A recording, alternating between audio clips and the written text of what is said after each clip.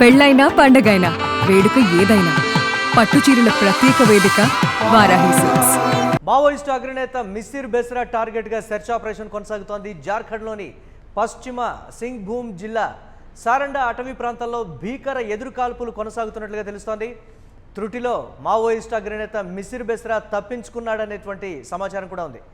మిసిర్ బెస్రా కోసం బాబుదేరా అడవిని బలగాలు చుట్టుముట్టాయి. 3000 మంది జవాన్లతో కూంబింగ్ కొనసాగుతున్నట్లుగా కూడా తెలుస్తోంది. దీనిపై మరిన్ని అప్డేట్స్ మా కరెస్పాండెంట్ సత్య అందిస్తారు. సత్య, మిసిర్ బెస్రా కోసం అడవిని జల్లెడపడుతున్నటువంటి పరిస్థితి ఉంది. త్రుటిలో తప్పించుకున్నాడనేది కూడా సమాచారం. ఏంటి ఈ స్థాయిలో అంటే భారీగా కూంబింగ్ నిర్వహించి కీలక నేతలందరినీ మరి మట్టుబెట్టాలనేటువంటి ఆలోచన, ఇచ్చినటువంటి పిలుపుకి స్పందించినటువంటి నేతలే మా టార్గెట్ అనేటువంటి రీత, అంటే ఏ విధంగా చూడాలంటారు దీన్ని? ప్రస్తుతం నిన్నటి నుంచి కూడా మిసిర్ బెస్రా ఆయనతో పాటు 150 మంది మావోయిస్టులు ఉన్నారనే సమాచారం అందుకున్నటువంటి ఏదైతే పోలీసులు పెద్ద ఎత్తున అక్కడ కూంబింగ్ అయితే నిర్వహించిన పరిస్థితి కనబడుతూ ఉంది. సో నిన్న దాదాపు అంటే మావోయిస్టు పార్టీకి నిన్న కొంత అంటే ఇటు విడమర్చే ప్రయత్నం కూడా చేశారు. ఎందుకంటే నిన్న లొంగిపోయాడు అని చెప్పేసి కూడా పోలీసులు మరి ప్రకటించడంతో కూడా ఒక్కసారిగా మావోయిస్టు పార్టీలో కొంత కలకలం రేపిన పరిస్థితి కనబడుతుంది. ప్రస్తుతం ఈ రోజుకు ఇంకా కూంబింగ్ నడుస్తుంది. ఇప్పటికి కూడా ఆయన కోసం పెద్ద ఎత్తున 3000 మందితో ఇంకా కూంబింగ్ అక్కడ చేస్తూ ఉన్నారు. ప్రధానంగా మరి ఏదైతే ఈ ప్రాంతాల్లో చోటా నాగ్రా పోలీస్ స్టేషన్ పరిధిలోని బాబుదేరా, మారంగ్ పోంగా, బాలిబా గ్రామాల్లో పెద్ద ఎత్తున ఈ అటవీ ప్రాంతంలో ఒక్కసారిగా కాల్పులు అంటే ఇరువురు కూడా ఇటు సిఆర్పిఎఫ్ సిబ్బంది కావచ్చు, అటు మావోయిస్టులు కావచ్చు, ఇరువురు కూడా మరి ఎదురుకాల్పులకు పాల్పడిన పరిస్థితి అయితే కనబడుతూ ఉంది. దాంట్లో కొంతమంది మావోయిస్టులకు గాయాలైన వాళ్ళని ప్రత్యేక హెలికాప్టర్లో మరి హాస్పిటల్కి కూడా పంపించిన పరిస్థితి కనబడుతోంది. ఈ భీకర దాడులు జరుగుతున్న సమయంలోనే పెద్ద ఎత్తున మరి మిసిర్ బెస్రా సాగర్జీ తప్పించుకున్నాడు అనేది కూడా కొంత వార్తలు వస్తున్న పరిస్థితి అయితే కనబడుతూ ఉంది. దాదాపు ఆయన మీద ₹1 కోటి రివార్డు ఉంది. దక్షిణ అటు ఏదైతే జార్ఖండ్ కావచ్చు, మహారాష్ట్ర కావచ్చు, ఒడిస్సా కావచ్చు, ఈ మొత్తం రాష్ట్రాలకు ఆయన ఈ తూర్పు భూభాగానికి మొత్తం కూడా ఆయన కమాండర్గా పనిచేస్తూ ఉన్నారు. ఏదైతే సాగర్దా శిష్యుడిగా ఆయన 2021 నుంచి కూడా మరి బాధ్యతలు వహించి పెద్ద ఎత్తున కీలకంగా అటు ఈ జార్ఖండ్, మధ్యప్రదేశ్, ఏదైతే అస్సాం, అలాగే ఛత్తీస్గఢ్ ఈ రాష్ట్రాలకు అన్నిటికి కూడా కీలక నేతగా ఆయన పనిచేస్తున్న పరిస్థితి కనబడుతూ ఉంది. సో మొత్తం కూడా ఆయన టార్గెట్గా, అలాగే 150 మంది ఆయనతో పాటు ఉన్నటువంటి 150 మంది టార్గెట్గా మరి ఈ ఆపరేషన్ అనేది నడుస్తూ ఉంది. త్రుటిలో కూడా మరి పోలీసులను కళ్ళుగప్పి మరి ఆ దట్టమైనటువంటి అడవి నుంచి కూడా మరి ఆయన తప్పించుకున్నట్లు సమాచారం అయితే వస్తున్న పరిస్థితి కనబడుతుంది. ప్రస్తుతానికైతే మొత్తం పోలీసులు ఆ అడవిని చుట్టుముట్టిన పరిస్థితి అయితే ఉంది. మరి ఆయన తప్పించుకోకుండా మొత్తం పెద్ద పారామిలిటరీ బృందాలు అయితే మొత్తం కూడా కాపు కాస్తూ ఉన్నాయి.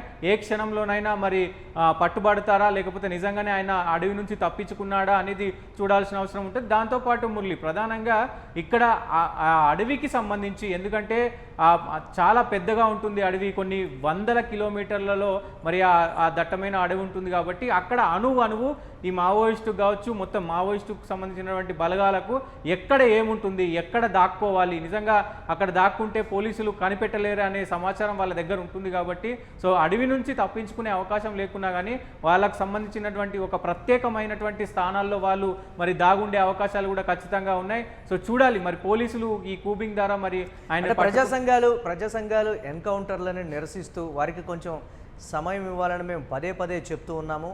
వారి కార్యకలాపాలన్నింటి కూడా ముగించుకొని లొంగిపోవడానికి కొంత గడువు కావాలంటే మేము చర్చిస్తాం వారితో అనేటువంటి మాట కూడా చెప్తున్నారు.